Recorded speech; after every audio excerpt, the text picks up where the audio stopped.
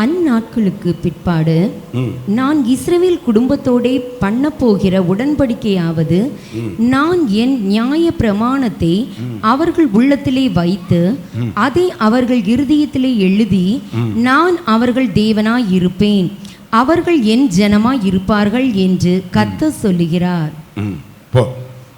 எல்லாரும் இந்த வசனத்தை சேர்ந்து வாசிக்கலாமே? எல்லாரும் சேர்ந்து வாசிங்க. அந்நாட்களுக்கு பிற்பாடு நான் இஸ்ரவேல் உடன்படிக்கையாவது, நான் என் நியாய பிரமாணத்தை அவர்கள் உள்ளத்திலே வைத்து அவர் இருதயத்திலே எழுதி, நான் அவர்கள் தேவனாய் இருப்பேன், அவர்கள் என் ஜனமாய் இருப்பார்கள். பேசலாம். கர்த்தர் எரேமியா தீர்க்கன் மூலம் அன்றைக்கு தமது ஜனத்தோடு பண்ணின ஒரு உடன்படிக்கையின் வார்த்தை. அந்த உடன்படிக்கையின் வார்த்தையில் முடிவில் என்ன சொல்லுகிறான்? நான் அவர்கள் தேவனாயிருப்பேன். சொல்லுங்க, நான் அவர்கள் தேவனாயிருப்பேன், அவர்கள் என் ஜனமாயிருப்பார்கள் என்று யார் சொல்லுகிறாரா? கர்த்தர் சொல்லுகிறார். அருமையான தேவனுடைய பிள்ளைகளே, அதாவது இந்த வருஷத்தில் 6வது மாதம், இன்றைக்கு கடைசி ஞாயிற்றுக்கிழமை. அப்படித்தானே? சரிதானே? இன்றைக்கு கடைசி ஞாயிற்றுக்கிழமை. இந்த வருஷத்தில் அரை ஆண்டு நம்மை விட்டு என்ன செய்ய போகிறது? முடிய போகிறது. அடுத்த ஒரு அரை ஆண்டு துவக்க போகிறது. இந்த வருஷத்தின் நடுவில் அவர் தம்முடைய கிருபை ஊற்றுவாரா? வருஷத்தின் நடுவில் அவர் என்ன ஊற்றுவாரா? அப்போ இந்த நாளில் ஒரு நல்ல கிருபையை நீங்கள் பண்ணணும். தேவன் கிருபையை ஊற்றினா வாக்குத்தத்தம் வரும். தேவன் தம்முடைய கிருபையை ஊற்றினா அவர் தம்முடைய உடன்படிக்கையை தருவார். புதிய உடன்படிக்கை. அந்த புதிய உடன்படிக்கையின் முடிவு என்ன? நான் அவர்கள் தேவனாய் இருப்பேன், அவர்கள் என் ஜனமாய். பாருங்க, நான் சொல்லுகிறேன், பரிசுத்த வேதாகமத்தில் உன்னதமான வாக்குத்தத்தங்கள், இருதயத்தை ஆற்றக்கூடிய, தேற்றக்கூடிய எத்தனையோ வாக்குத்தத்தங்கள் இருக்கிறது. எல்லா வாக்குத்தத்தங்களிலும் உன்னதமான ஒரு வாக்குத்தத்தம், நான் உங்களுக்கு அப்பாவாக இருப்பேன், நீங்கள் எனக்கு பிள்ளைகள் என்று சொல்லுகிற வாக்குத்தத்தம். இதை விட ஒரு பெரிய வாக்குத்தத்தம் வேணுமா என்கிறத சந்தேகமா இருக்கு. நான் உங்களுக்கு பாருங்க, உங்களை ஆசீர்வதிப்பேன், வீட்டை தருவேன், கட்டாத வீட்டை தருவேன், நடாத தோட்டங்களை தருவேன். நம்ம நினைப்பு இதுதான் பெரிய வாக்குத்தத்தம். இல்லை, இது எல்லாம் இந்த உலகத்தில் அனுபவித்து முடியக்கூடியது. இந்த உலகத்திலும் மாறாதது, அழியாதது. இந்த உலக யாத்திரை முடித்த பிற்பாடு நித்திய காலமாக பரலோகத்தில் வாழும்போது மாறாத ஒரு வாக்குத்தத்தம் உண்டா? நான் அவர்கள் தேவனாயிருப்பேன், அவர்கள் ஏன் ஜனமாயிருப்பார்கள். அதாவது அவருடைய பிள்ளைகள். நம்ம எல்லாம் யாரு? பிள்ளைகள். இந்த கால வேளையில் இந்த 31ஆம் அதிகாரத்தில் உள்ள இருந்து நாம் அவருடைய ஜனமாய் இருந்தால், நாம் அவருடைய பிள்ளைகளாய் இருந்தால், நமக்கு தேவன் வைத்திருக்கிற நன்மைகள் என்ன? அநேக காரியம் சொல்லியிருக்கிறோம். அவைகளில் சிலவற்றை இன்றைக்கு உங்களோடு பேச விரும்புகின்றேன். இன்றைக்கு நாம் எவ்வளவு தைரியமாக சொல்லுகிறோம் நாம் தேவனுடைய பிள்ளை என்று. ஆனால் பழைய ஏற்பாட்டின் காலத்தில் தேவனுடைய பிள்ளையாவது ஒரு புறஜாதிய ஆண், யூதன் அல்லாதவன் தேவனுடைய பிள்ளையாவது என்பது மிக கடினமான காரியம். ஏன் யூத ஜனம் கூட தேவனுடைய பிள்ளை என்ற அந்தஸ்தில் வர வேண்டும் என்றா அது கடினமான காரியம். ஆகையால் தான் பழைய ஏற்பாட்டில் நின்று கொண்டு ஆண்டவர் சொல்லுகிறார், நான் உங்களுக்கு புதிய உடன்படிக்கை தருகிறேன். பழைய ஏற்பாட்டின் காலத்தில் ஒருவன் தேவனுடைய பிள்ளையாக வேண்டும் என்றால் முதலாவது அவன் விருத்த சேதனம் பண்ணப்பட்டிருக்கணும். அவன் யாராக இருக்கணும் சொல்லுங்க, யாரா இருக்கணும்? விருத்த சேதனம். விருத்த சேதனம் இல்லாம அவருடைய பிள்ளை என்று என்ன செய்ய முடியாது? அழைக்க முடியாது. அது சிறு பிள்ளையானாலும் வயதானாலும், எவ்வளோ வயதானாலும் அவன் என்ன செய்ய வேண்டும்? நான் நீ தேவனுடைய பிள்ளையாகிறேன் என்று வந்தால் ஃபஸ்ட்டு செய்ய வேண்டியது விருத்த சேதனம். ரெண்டாவது மீட்பின் கிரயத்தை செலுத்த வேண்டும். எதை செலுத்தணும்? நம்மை அவங்க மீட்டெடுக்கணுமானா, தேவ பிள்ளையாக மாற்றணுமானா அதுக்கென்று குறிக்கப்பட்டிருக்கிற என்ன செய்யணும்? பணத்தை செலுத்த வேண்டும். அதுதான் மீட்பின் கிரயம். பணம் செலுத்த வேண்டும். 3, அவன் ஏழையாயிருந்தால் ஏழைக்குரிய பலியை செலுத்த வேண்டும்.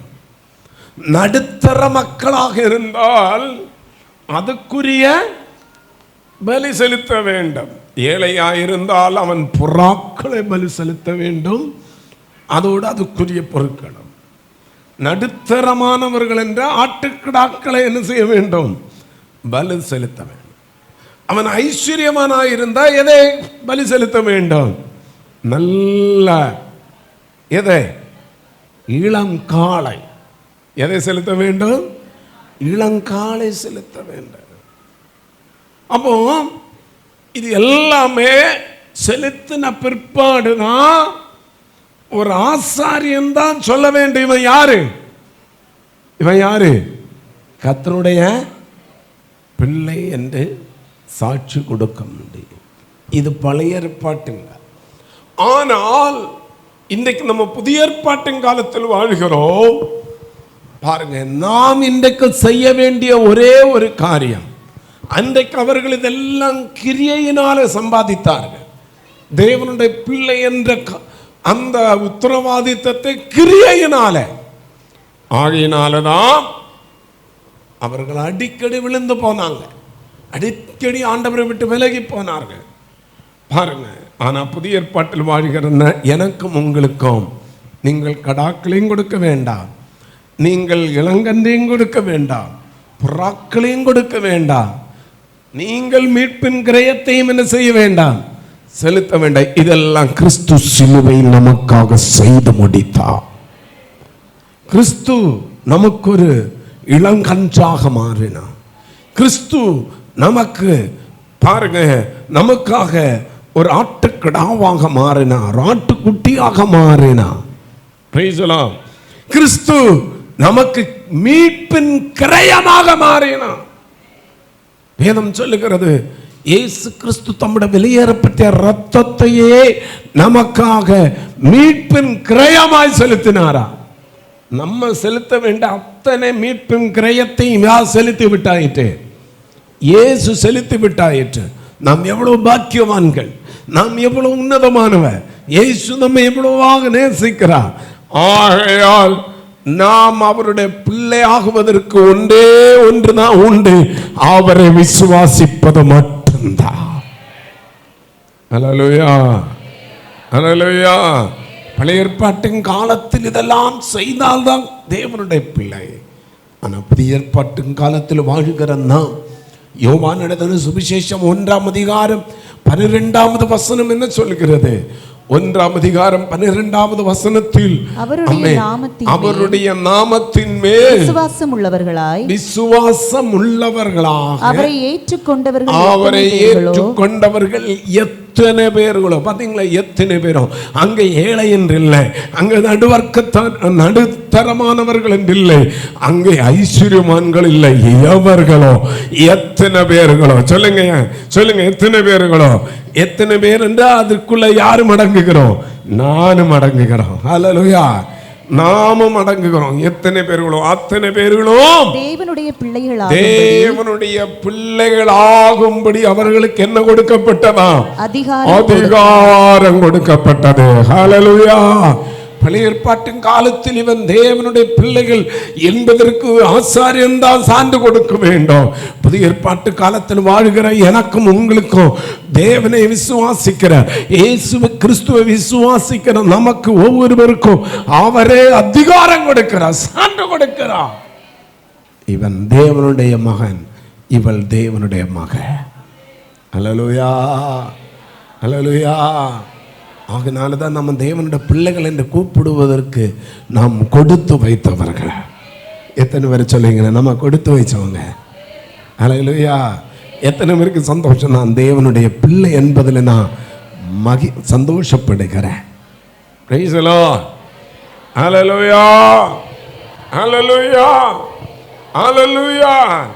சரி, இந்த 31ஆம் அதிகாரம், எரேமியா 31ஆம் அதிகாரத்தில் தேவனுடைய பிள்ளைகளுக்காக தேவன் வைத்திருக்கிற சில நன்மைகளை, சில காரியங்களை நாம் வேகமாக வாசிக்க போகிறோம்.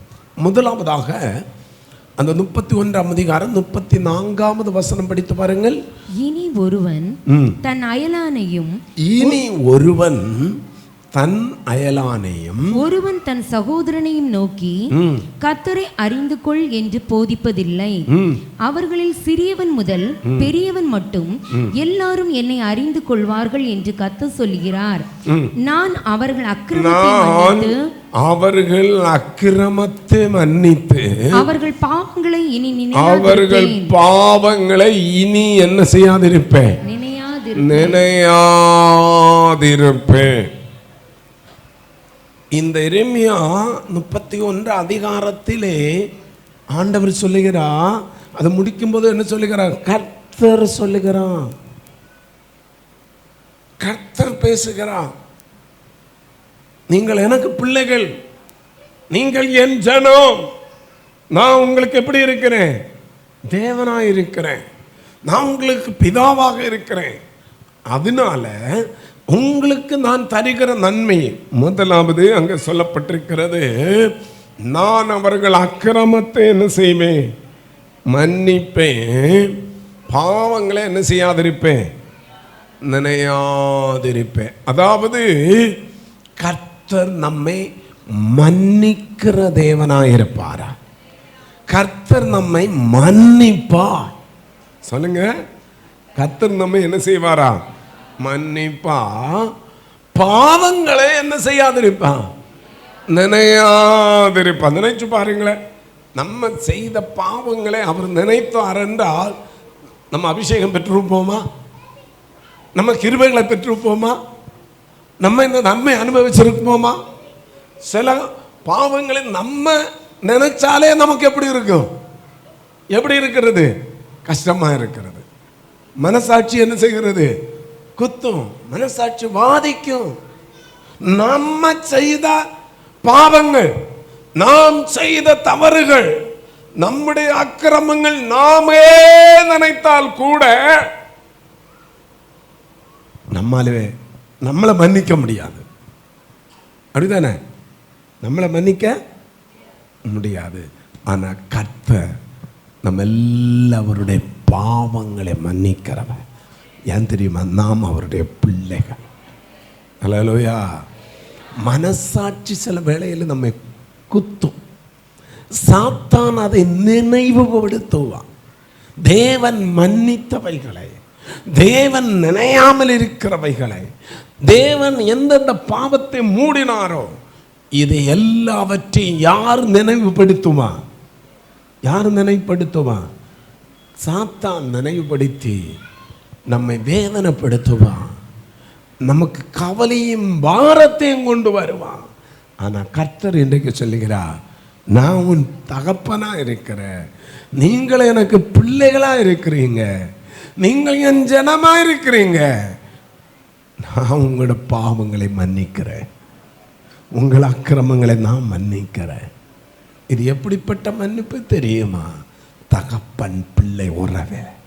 இளைய குமாரன் எல்லாவற்றையும் இழந்து, எல்லாவற்றையும் நஷ்டப்படுத்தி, அவன் இழந்தது என்று சொல்லுகிறதை விட தகப்பனுடைய அன்பையும் தகப்பன் பாசத்தையும் தகப்பன் ஐக்கியத்தையும் தகப்பன் உறவையும் தகப்பனுடைய சொத்தையும் உதாரித்தனமாக செலவிட்டு பாருங்க, அதை தகப்பனுடைய சொத்தையும் உரிமையும் மேன்மையாய் நினையாதபடி எல்லாவற்றையும் செலவிட்டு பாருங்க, இனி தகப்பனுடைய மகன் என்று கூப்பிடுவதற்கு கூட தகுதியற்றவனாய் மாறி போன போது கூட தன்னை தேடி வந்த தன் மகனை மன்னித்தாரே.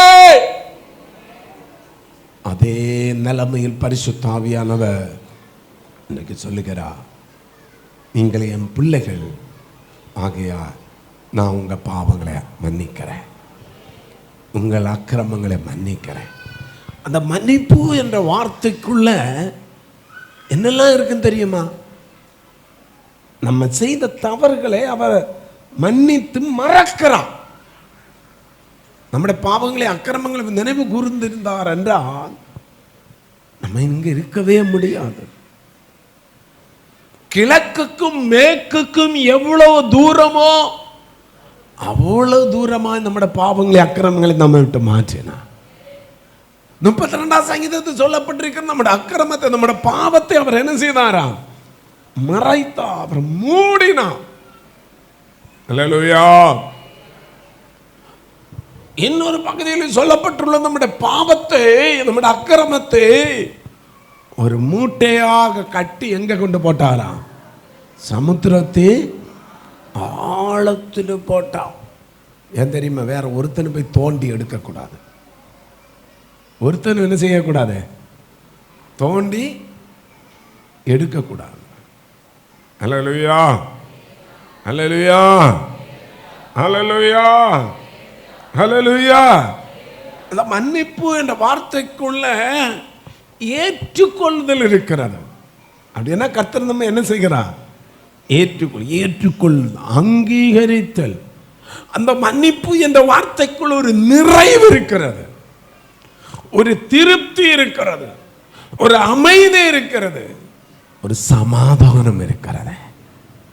ஏசப்பா என் பாவத்தை மன்னித்தார் என்றாலே நமக்குள்ள என்ன வருகிறது?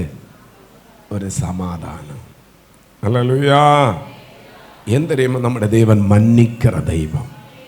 யாத்ராகமம் 34ஆம் அதிகாரம் 6-7 வசனம் படிக்கும்போது, யாத்ராகமம் 34ஆம் அதிகாரம் 6-7 வசனத்தில் வேதம் என்ன சொல்லுகிறது? அப்பொழுது கர்த்தர் அவனுக்கு முன்பாக கடந்து போகிற போது அவர் கர்த்தர் இரக்கமும் கிருபையும் நீடிய சாந்தமும் மகா தயையும் சத்தியமுள்ள தேவன் 1000 தலைமுறைகளுக்கு இரக்கத்தை காக்கிறவர், அக்கிரமத்தையும் மீறுதலையும் பாவத்தையும் என்ன செய்கிறவர்? மன்னிக்கிறவர். கர்த்தர் தம்முடைய பிள்ளைகளுடைய பாவங்களையும் அக்கிரமங்களையும் மன்னிக்கிற தேவன். நெகமியா 9:17 சொல்லப்பட்டிருக்கிறது பாருங்க. நெகமியா 9:17 மன்னிக்கிறவர் என்ன செய்வார்? எப்படி இருக்கிறாரா? வாசித்து பாருங்கள். 9:17 அவர்கள் செவி கொடுக்க மனதில்லாமலும் அவர்களிடத்திலே நீர் செய்த உம்முடைய அற்புதங்களை நினையாமலும் போய் தங்கள் கழுத்தை கடினப்படுத்தி தங்கள் அடிமைத்தனத்துக்கு திரும்பும்படிக்கு அவர்கள் கலகம் பண்ணி ஒரு தலைவனை ஏற்படுத்தினார்கள். ஆகிலும் வெகுவாய் எவ்வளவு தவறு பண்ணின போதும் ஆகிலும் வெகுவாய் மன்னிக்கிறவரும் இரக்கமும் மன உருக்கமும் நீடிய சாந்தமும் மகா கிருபையும் உள்ளவருமான தேவனாகிய நீர் அவர்கள் என்ன செய்யவில்லை? நல்லா புரியுங்க. நல்ல நம்முடைய தேவன் மன்னிக்கிறவர் மட்டுமல்ல, அவர் நம்மை கைவிடுவதும் இல்லை. அவர் நம்ம என்ன செய்ய மாட்டா? கைவிட மாட்டா. மன்னிக்கிறவர் கைவிட மாட்டா. சொல்லுங்க, மன்னிக்கிறவர் கைவிட மாட்டா. இந்த உலகம் கைவிடட்டும், என்னை மன்னித்த தேவன் கைவிட மாட்டா. அல்லேலூயா. நம்முடைய குடும்பம் நம்மை கைவிடட்டும், ஆனால் என்னை மன்னித்த இயேசு கைவிட மாட்டார். எத்தனை பேருக்கு விசுவாசம் இருக்கிறது? அப்படிப்பட்ட நம்பிக்கையோடு நம்ம என்ன செய்யணும்? ஜீவிக்க வேண்டும். 32ஆம் சங்கீதத்தில் 5வது வசனத்தில் ஒரு அருமையான ஒரு வார்த்தை சொல்லி இருக்கிறது. இன்னைக்கு நிறைய பேர் பயப்படுகிற ஒரு வார்த்தை, வாசித்து பாருங்க. நான் என் அக்கிரமத்தை மறைக்காமல், நான் என் அக்கிரமத்தை மறைக்காமல் என் பாவத்தை உமக்கு அறிவித்தேன், என் மீறுதல்களை கர்த்தருக்கு அறிக்கையிடுவேன். அறிவித்தான், அறிக்கையிடுகிறான், அறிவிக்கிறான், அடுத்து என்ன செய்கிறான்? அறிக்கை இடுகிறான். என்று தேவரே என் பாவத்தின் தோஷத்தை மன்னித்தி. அந்த இடத்துல தான் நான் சொன்ன ஒரு பயப்படுற வார்த்தை தோஷம். சொல்லுங்க, என்ன தோஷம்? தோஷம் என்ற வார்த்தை கேட்டிருக்கீங்களா? தோஷம் என்ற வார்த்தை கேட்டிருக்கீங்களா? தமிழ்நாட்டில் தான் இருக்கீங்களா? தோஷம் என்ற வார்த்தை கேட்டிருக்கீங்களா? அதிகமாக மக்கள் பயப்படுறவான். பாருங்க, பல்லி தோஷம், அடுத்து என்னது?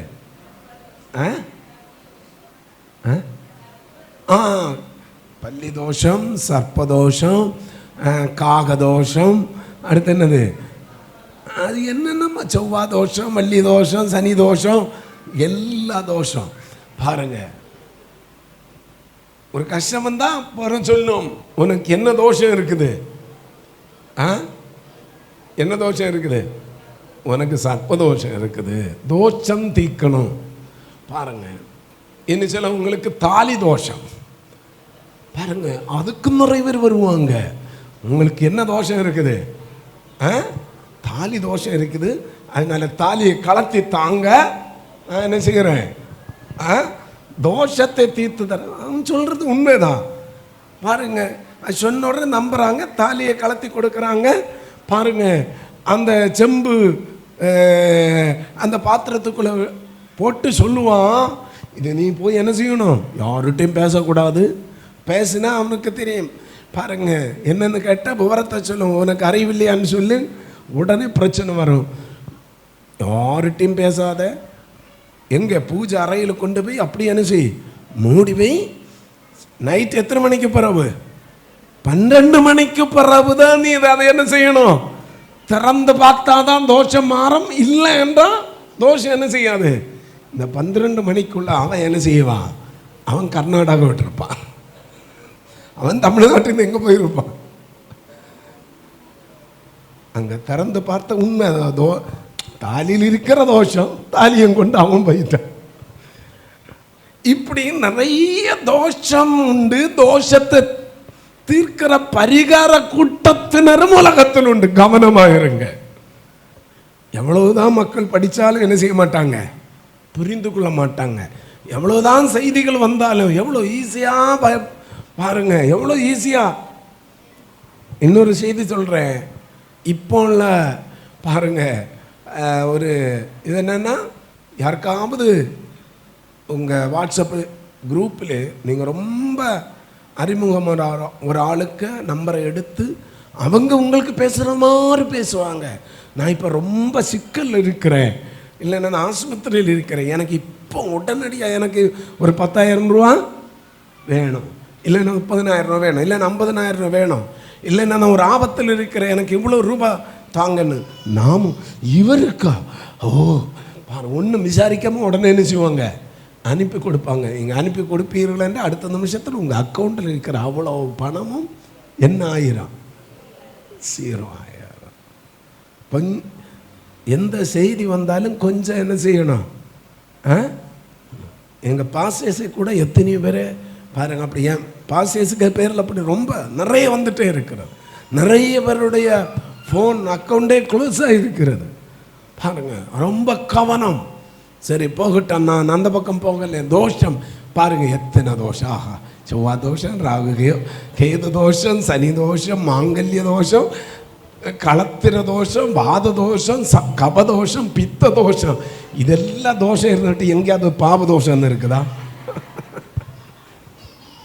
அவனுக்கு இது தெரியாது.